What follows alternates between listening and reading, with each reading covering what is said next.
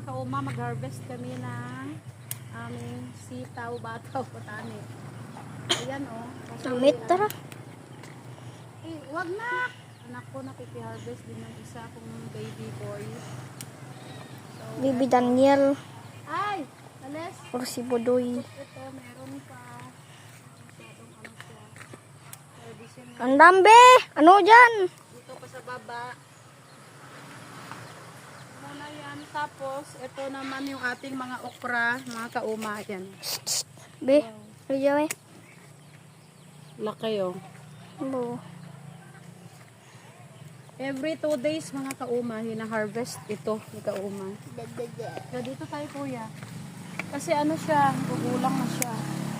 Ayan oh, nakailang puno pa lang yung mga kauma. Pero ano, bukas gawin natin itong tortang okra.